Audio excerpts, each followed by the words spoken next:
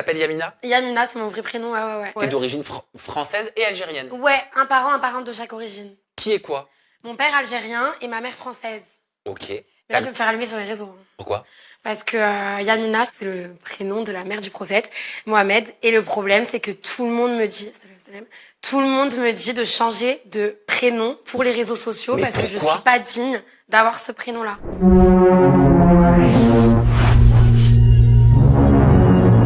Voilà, maintenant, t'imprimes, et tu découpes. Petite vidéo aujourd'hui sur Yamina qui est passée chez Samzira. Alors, pour vous la faire courte, hein, Yamina est une jeune fille qui mène sa vie et tout, qui apparemment est assez connue. Elle est passée sur la saison 2 de Frenchy Shore, si j'ai bien compris, une télé-réalité.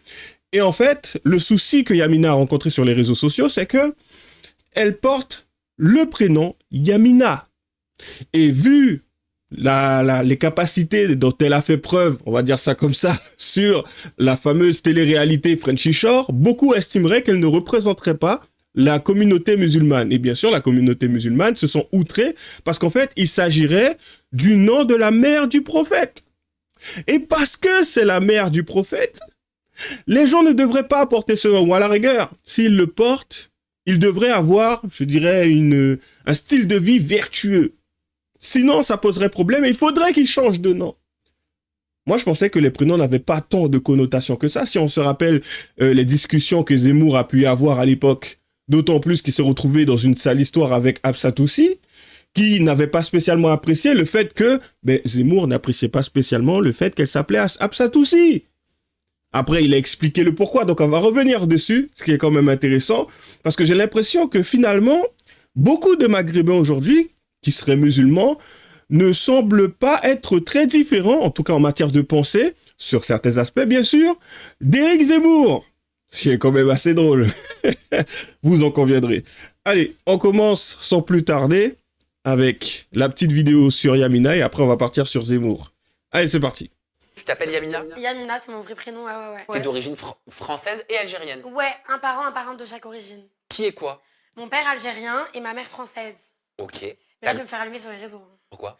Parce que Yamina, c'est le prénom de la mère du prophète, Mohamed. Et le problème, c'est que tout le monde me dit de changer de prénom pour les réseaux sociaux parce que je suis pas digne. On veut dire les choses que concrètement, hein. Ah, elle est bonne la mère du prophète. Hein. non, mais bon, après, tu vois, si la mère du prophète ressemblait à ça à l'époque... Bref, on poursuit. D'avoir ce prénom-là. Bah oui, mais c'est ton prénom, Bah chérie. ouais, je vais pas mentir parce que vous voulez. Ou il y en a des autres qui pensent que je fais de l'arabe phishing et que je suis en fait complètement occidentale. Non, mais sérieux, il y en a qui te disent de changer de prénom parce que... L'arabe phishing? Mais c'est quoi encore ce truc, sérieux? L'arabe phishing? Ouais, pendant que ça va tourner, je vais chercher brièvement, on va revenir dessus. On poursuit. Tu fais honte justement à la mère du prophète? Ouais, à la communauté. Mais c'est ton prénom! Bah oui, c'est mon prénom. Je peux rien y faire.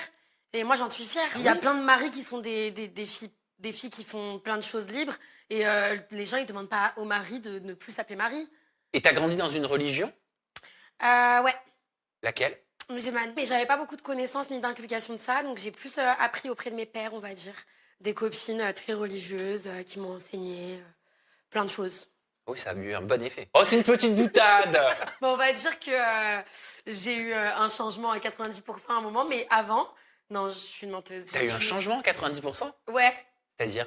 Bah, genre avant, j'étais très pieuse. Hein. Tu t'es déjà voilée? Non, je me suis jamais voilée. Non. Non, quand même. Bah, j'ai toujours adoré remonter mes hauts longs pour montrer mes fesses dans la rue, donc il y avait toujours cette petite part en moi, mais avant, j'étais quand même beaucoup plus pieuse. Ça ressemblait à quoi? Bah, je priais 5 fois par jour, je faisais le ramadan, j'évitais de parler à des garçons, je faisais un peu tout, quoi.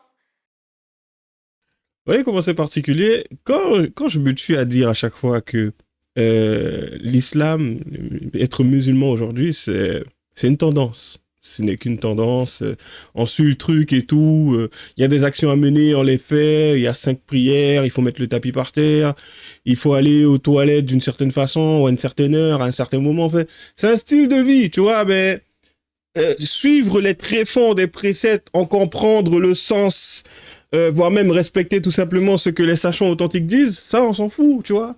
À tel point que t'en as certains, lorsqu'ils se retrouvent sur les lives des apostats, apprennent des choses, tu vois. Et même lorsqu'ils apprennent des choses, ils sont totalement en désaccord avec ce qu'ils apprennent, quand bien même aujourd'hui, vous les sortirez du Coran. Donc ça aujourd'hui, ce qu'elle est aujourd'hui, il y en a beaucoup qui sont comme elle. Et pourtant, se fourvoient en pensant que oui, je suis plus qu'elle. Parce que moi, au moins, je mets le hijab alors que elle, non. Bref, on poursuit. J'étais plus pieuse, j'étais plus timide, j'étais pas sur les réseaux sociaux. Et aujourd'hui, tu te sens éloigné de la religion, de la foi ou non? Bah, j'ai eu des baisses de foi déjà. J'ai eu des grosses baisses de foi. Je me sens comme quelqu'un qui veut pas s'en éloigner, mais qui s'en éloignait. Et quand je m'en rapproche, même si je sais que j'ai le droit, parce que toute âme a le droit de se rapprocher de Dieu, j'ai l'impression que je suis pas sincère, parce que je fais plein de trucs qui sont pas en accord avec mes propres valeurs finalement. Donc c'est un peu un sujet touchy en ce moment, ouais. Désolé, l'attitude. Hein. Au moins, elle a été cohérente sur la fin. Parce que t'en as beaucoup qui se verraient comme meilleure qu'elle, mais pourtant, elle a été très cohérente sur la fin. C'est que oui, effectivement, t'es pas dedans, donc c'est pas la peine de faire comme si c'était le cas. Donc voilà, ok, tu veux t'en rapprocher, mais la réalité, c'est que pour l'instant, en tout cas, ça peut se voir dans ses actions, ce n'est pas le cas. Quand t'as surtout envie de remonter tes fesses pour qu'on puisse les voir ou autre, enfin, je suis désolé, je pense que ça va à l'encontre de n'importe quelle religion monothéiste, jusqu'à preuve du contraire. Enfin, il n'y a pas de situation ou d'histoire où tu es censé mettre en avant tes parties intimes, si je puis dire. Mais enfin, on poursuit. Donc, on va revenir sur, comme je l'ai dit, Zemmour, qui avait tenu certains propos. Allez, c'est parti. Paris comme Jérusalem. C'est exactement ce que je dis aux musulmans. Ça veut dire changer de prénom. Absolument. C'est-à-dire que si vous êtes président, je rétablis la loi de 1803. Un Français n'a pas le droit d'appeler son fils Mohamed. Non. Il peut le donner en deuxième prénom. Et ensuite, ça veut dire quoi? Sur les mosquées, est-ce qu'il a le droit d'aller aux mosquées? Vous savez, Léa, mais bien sûr qu'il a le droit d'aller. Donc vous ne fermez pas les mosquées? Mais évidemment que non. En revanche, j'interdis les frères musulmans et les salafistes. Donc évidemment que je ferme toutes les mosquées tenues par les frères musulmans. J'interdis les frères musulmans. Vous devrez considérer.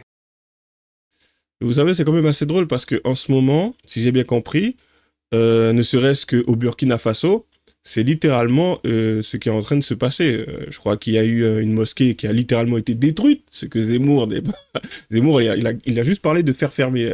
Là-bas, il l'a carrément détruite, si j'ai bien compris. Et il y avait un imam qui était considéré comme un extrémiste et qui voulait appliquer la charia, qui, je crois, je ne sais pas s'il était dégagé ou autre, mais en tout cas, il ne prêche plus aujourd'hui, si j'ai bien compris. Donc, bizarrement, j'ai vu personne, tu sais, en France, ceux qui sont constamment en train de parler de des situations de certaines personnes qui subissent des discriminations en France, j'ai vu aucun parler de cela, de ce qui se passe là-bas, en disant oui, regardez ce qui est en train de se passer et tout, c'était pas normal et tout, c'est de l'islamophobie. Ouais, Ibrahim Traoré fait subir de l'islamophobie. J'entends pas tant de personnes que ça en parler, à part ceux qui se sentent concernés, du coup, puisqu'il s'agit souvent des personnes issues d'Afrique subsaharienne, mais ah oui, aussi quelques musulmans, pour le coup, qui sont en train de le traiter de tous les noms parce qu'il a fait détruire une mosquée, tu vois, peu importe que ça soit radical ou pas, pour eux, ça n'a pas à arriver. Donc il s'agit que de cela, et c'est quand même assez dramatique. Mais bon, on n'est pas là pour parler de ça, on va rester sur les prénoms. J'ai fait une petite digression. On poursuit.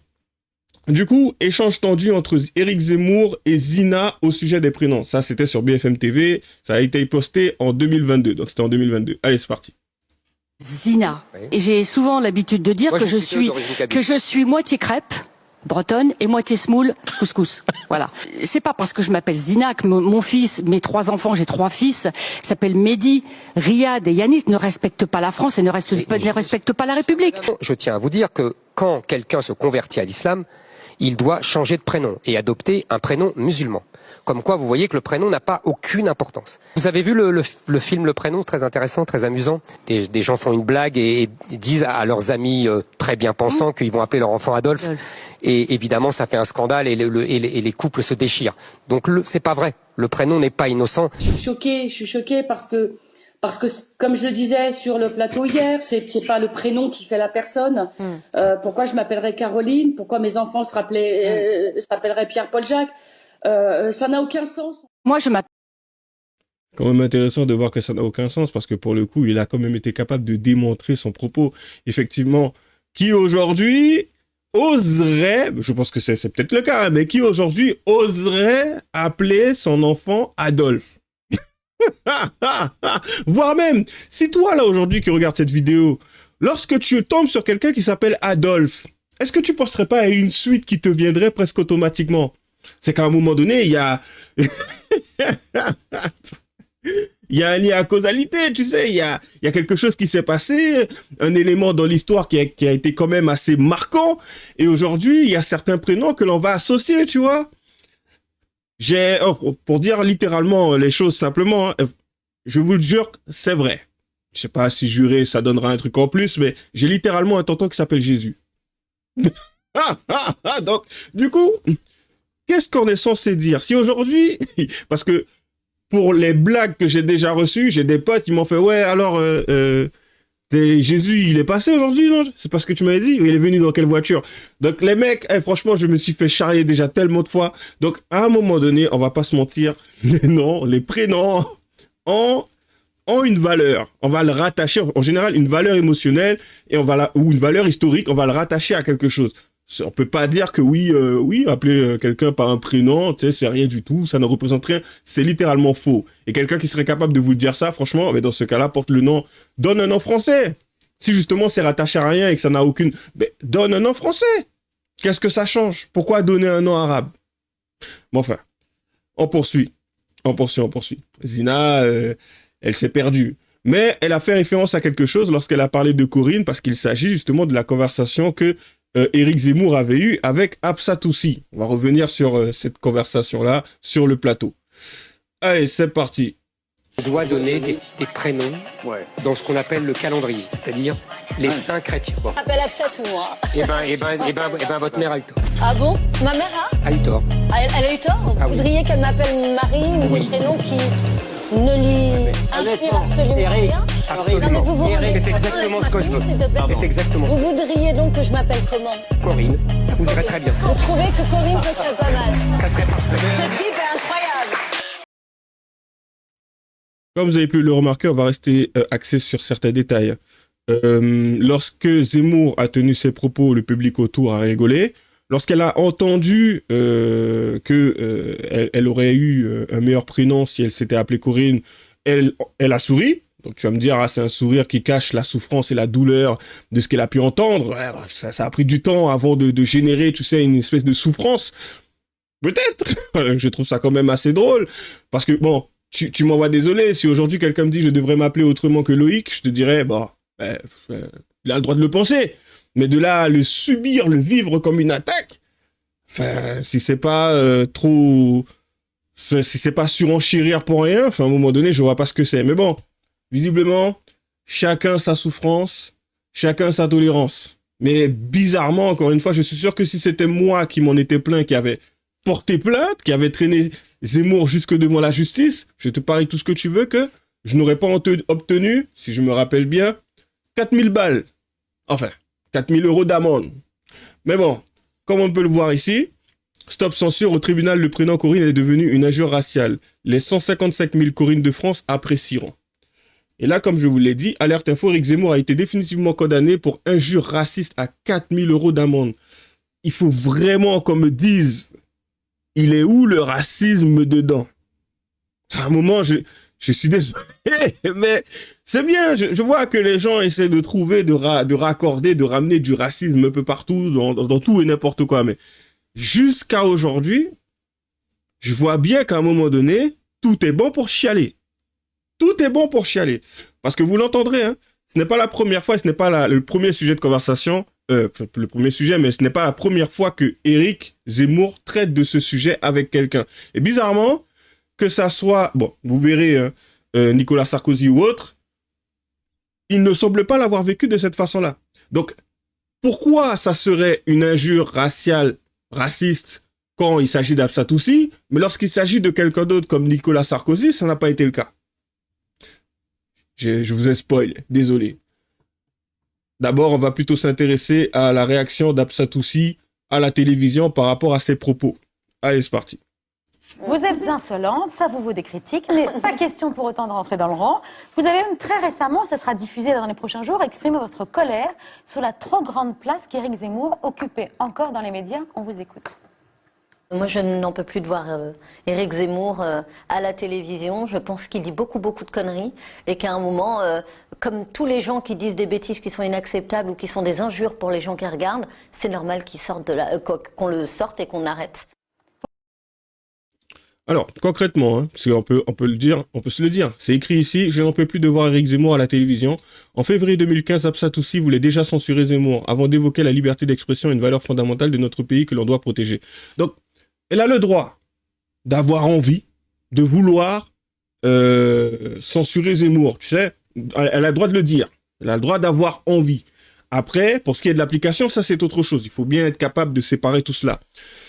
À un moment donné, tu peux être en désaccord avec quelqu'un, mais par contre, si tu arrives à cette extrémité, c'est-à-dire vouloir censurer quelqu'un parce que tu n'apprécies pas ce qu'il dit, c'est juste en fonction de ton appréciation, à un moment donné, je suis désolé, hein, déjà on parle de liberté d'expression, moi je vais même aller jusqu'à une forme de fascisme. Ouais, c'est comme je veux, c'est comme je le sens, donc si tu m'attaques et je me sens... si je le prends personnellement et que je le vis très mal, dans ce cas-là, on devrait te censurer parce que j'ai pleuré, parce que je n'ai pas été bien. Ouais, mon prénom, j'aime mon prénom. Tu ne devrais pas vouloir que je m'appelle autrement. Ça fait sens, ça. Donc, du coup, moi, je peux être agacé parce qu'à un moment donné, tu t'appelles d'une certaine façon, sans pour autant en vouloir plus ou discuter avec toi, ou à la rigueur, j'échange avec toi, je te donne mon point de vue. Et toi, tu peux aujourd'hui me faire payer une amende de 4 000 € parce que tu n'as pas aimé le fait que je te dise que ça aurait été préférable que tu t'appelles Corinne. Il faut que j'arrive à saisir justement il est où le racisme dedans. Parce que j'arrive pas. Peut-être que vous me le direz, peut-être que vous saurez me l'expliquer en commentaire. J'attends de voir parce que waouh, un prénom, la couleur de peau. Oh, d'accord. Après, c'est vrai que le racisme aujourd'hui, ça englobe un peu tout et n'importe quoi. Il s'agit, parce que bon, enfin, sans pour autant rentrer dans les détails, hein, nous sommes des êtres humains. En parlant de race, il y a déjà un peu un non-sens dedans. Mais enfin, on poursuit. Vous l'avez reçu avec Zemmour sur le Grand 8 ? Il n'a jamais voulu venir, je pense, mais en plus, on n'a jamais voulu l'inviter, je crois. Mais je ne sais pas quoi vous dire par rapport à cette scène. Effectivement, j'ai tourné ça hier soir. La question est arrivée un peu brutalement. À la fin, je n'avais pas prévu de répondre à ce sujet. Moi, je suis un peu heurtée parfois, effectivement, parce que les propos que tient Éric Zemmour quand il dit que la plupart des délinquants sont noirs, arabes, etc. Évidemment, ça me choque, ça me perturbe d'avoir une personne qui a une telle tribune dans les médias qui s'en sert pour faire sa propagande. C'est quand même intéressant qu'elle parle de propagande parce qu'à un moment donné, quand tu finis par regarder ce qui compose les prisons, les centres pénitentiaires, c'est drôle, mais à chaque fois qu'il y a des vidéos qui tournent, on ne voit pas tant de blancs que ça. Après, je ne dis pas que toutes les vidéos de chaque prison étaient tournées pour que je puisse dire exactement et scrupuleusement que oui, il y a une grande majorité de Noirs et d'Arabes. Mais malheureusement, pour le coup, assez souvent, lorsqu'il y a certaines personnes qui s'exhibent sur les réseaux, parce que beaucoup arrivent à faire des vidéos en montrant comment ça se passe dans les centres pénitentiaires, bizarrement, déjà on entend un langage assez relevé, hein, familier, où tu entends souvent des walla walla, pour ne pas dire autre chose. Et en général, ceux qui tiennent ce genre de propos, ils ne sont pas blancs. Alors, il y en a, hein, il y a peut-être 2 ou 3, j'en ai déjà vu en centre pénitentiaire, bien sûr. Mais pour le coup, lorsque tu regardes dans la cour, parce que c'est ce qu'ils aiment filmer visiblement, ce n'est pas ce que l'on constate. Donc voilà, à la rigueur, tu sais, pour ce qui est des personnes qui sont des prédateurs de certains types d'individus, tu sais qu'ils sont quand même relativement jeunes, oui, pour ça oui. Mais par contre, pour ce qui est du reste, c'est compliqué. c'est compliqué, visiblement. Mais enfin bref, on poursuit.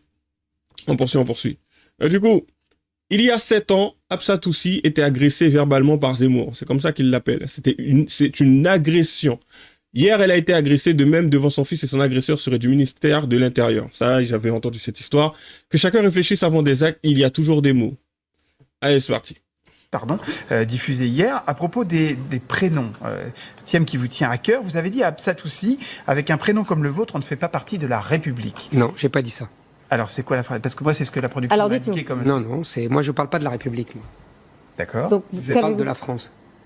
C'est Donc- pas la même chose. Comprenez, vous la avez République, dit- c'est Non, un mais régime. donc vous Vous disiez... avez dit avec un prénom comme le vôtre, On n'est pas pas dans la français. France parce que c'est pas un prénom on n'est français. pas dans la France. C'est pas un prénom français. Paul, Pierre, Jacques, c'est des prénoms Enfin, vous français. imaginez quand Donc, même la violence inouïe de dire à quelqu'un, le prénom que vous, avec le prénom que vous portez, vous ne faites pas partie de la France. Je vous demande de vous poser sur ce que ce journaliste vient de dire. C'est quand même assez ahurissant. La violence inouïe. J'ai l'impression que lorsqu'il utilise ce terme, il fait littéralement référence à quelqu'un qui a abattu une autre personne, tu vois. Parce qu'aujourd'hui, je suis désolé, hein, mais les mots ont une portée. On va pas dire le contraire, les mots ont une portée. Mais par contre, il n'a pas été question d'insulte, il n'a pas été question de dénigrement ou autre. Après, la personne peut le ressentir de cette façon-là, c'est une chose. Moi, je parle plutôt d'éléments, je parle de termes, de propos. Enfin, on ne l'a pas comparé à un animal ou autre. On lui a juste fait comprendre que, ben, effectivement, et c'est factuel, hein, tu sais, on peut le voir aussi dans le calendrier, il y a des noms qui ont une consonance, tu sais, une appartenance. Lorsque tu vas l'évoquer, tu vas penser à un lieu spécifique. C'est comme des noms espagnols, enfin, à un moment donné, on va te dire, ouais, bon, ben, après, c'est plus espagnol que français. Mais bon. Et à ce moment-là, est-ce que tu as une personne, si tu lui fais ce genre de commentaire en disant oui, mais ton nom, il est plus espagnol que français, est-ce que cette personne-là va se sentir abaissée? Et quand bien même ça serait le cas, est-ce qu'aujourd'hui ça serait légitime? Enfin, à un moment donné, c'est plus rattaché à quelque chose. Si tu as des noms comme Mamadou qui sont beaucoup plus rattachés à l'Afrique, pourquoi ça serait rabaissant? C'est quelque chose qu'on entend beaucoup. Il y a des noms de famille chez moi où tu entends des Da Silva en Guyane. Pourtant, quand on disait, ouais, mais toi, tu n'es pas brésilien ou un truc dans le genre. Fait, ouais, je m'appelle Da Silva, mais bon, moi, j'ai plus du côté de tel endroit. Tu sais, j'ai jamais vu qui que ce soit le vivre mal à un moment donné quand on faisait un lien à causalité avec son nom ou son prénom. C'est la première fois dans ma vie que j'entends que c'est une violence inouïe. Je me dis, waouh. Pourquoi? Parce que c'est Zemmour qui a tenu ses propos. Ça aurait été quelqu'un d'autre, ça serait passé. Enfin, j'arrive pas à comprendre. Faut m'aider à comprendre. Vous avez l'espace commentaire, hein, franchement, je prendrai le temps de lire. Et on poursuit. Moi, je Alors trouve, d'abord, voudrais moi, je trouve préciser, beaucoup plus violent. Avant votre réponse, je voudrais préciser que la séquence a été coupée par la production sur instruction de C8 parce que ça tombe tout simplement sous le coup de l'injure raciale. C'est Il n'y a considéré. aucune injure raciale. C'est Je considéré. n'injurie personne. J'ai demandé à un avocat, c'est une injure raciale. Mais aujourd'hui, il y a 45 tout est 000 injure euros d'amende, raciale. J'ai un dit an la de même prison. chose. J'ai dit la même chose à Rachida Dati. J'ai dit la même chose à Nicolas Sarkozy. Qui Quand appelait il a- sa fille Julia. Exactement. Ça n'a rien de racial. Et Enfin, alors, c'est ridicule. Quand vous avez dit ça, Absatou a eu une réaction assez émotive, elle a pleuré, elle a quitté son siège. Mais dire à quelqu'un avec le prénom que vous portez, vous ne faites pas partie Écoutez, de France, c'est d'une violence écoutez. inouïe. Ce journaliste me fait rire. Et franchement, hein, je sais même pas comment... Enfin, la raison pour laquelle on lui accorde le micro à ce mec. Il y a des personnes qui ont dû avaler son baratin à l'époque, hein, enfin en 2025. C'est pas si loin que ça. Mais je trouve ça quand même assez drôle, puisque comment aujourd'hui tu peux affirmer que c'est d'une violence inouïe? Désolé, je bug toujours dessus. En quoi ça l'est? Et le mec, hein, tu sais, sa base, ça a été, oui, j'ai demandé un avocat, et il a dit que, mon gars, et alors? T'aurais demandé un cuisinier, ça n'aurait pas changé grand-chose, j'ai envie de te dire. Enfin, à un moment donné, non. Et après, c'est quoi? C'est, oui, mais elle est sortie, elle a pleuré. Et après? Donc, ça veut dire qu'à chaque fois qu'une personne va pleurer lorsqu'on va tenir des propos, elle va porter plainte. Elle est dans son bon droit, déjà, quand elle porte plainte. Mais du coup, ça donne beaucoup plus de substance à l'affaire. Parce qu'elle a chialé, parce qu'elle a pleuré. Je suis désolé. Pourquoi deux autres personnes qui, lorsqu'ils se sont retrouvés confrontés à Éric Zemmour sur le même sujet de conversation, ne l'ont pas si mal vécu? Et en plus de ça, on parle d'injure raciale. Est-ce que vous avez déjà entendu Nicolas, excusez-moi. Oui, mais déjà Rachida Dati évoquer ce qui s'est passé, la conversation qu'elle a eue. Et même hein, si elle l'a évoqué à un moment donné, parler d'aller porter plainte. Pas que je sache. Par contre, une Absatoussi, oui, oh, je l'ai mal vécu et tout. 4 000 euros d'amende. Pour moi, c'est ça la violence en fait. C'est que pour le coup, la justice, déjà même à l'époque, on voyait que visiblement, il y avait je sais pas comment je pourrais l'appeler, une prise de position.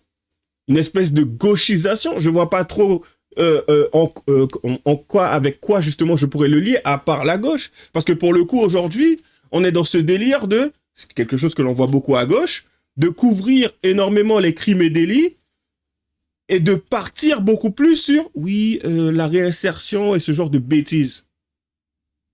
Et Zemmour qui vient justement avec sa vision des choses sur la question, c'était juste une façon de l'incriminer et de dire, ben regardez, il s'agit d'un délinquant, il a été inculpé pour... Ben, faut dire les choses comme elles sont. Pour rappel, hein, jusqu'à preuve du contraire, je me rappelle avoir eu cette conversation avec quelqu'un, mais je terminerai tout simplement sur ça. Éric Zemmour a souvent été condamné pour procès d'intention. À part ça, je n'ai rien vu d'autre. Des procès d'intention, pour vous la faire courte, à un moment donné, ben comme là, hein, Éric Zemmour va parler de quelque chose, ça sera assez souvent sorti de son contexte, on va partir du principe que comme il a tenu tel propos, enfin, un mot ou deux mots, voire même une phrase, c'est quelque chose qu'il n'aurait pas dû dire, on va l'associer à du racisme, et ils vont l'incriminer, ils vont le condamner.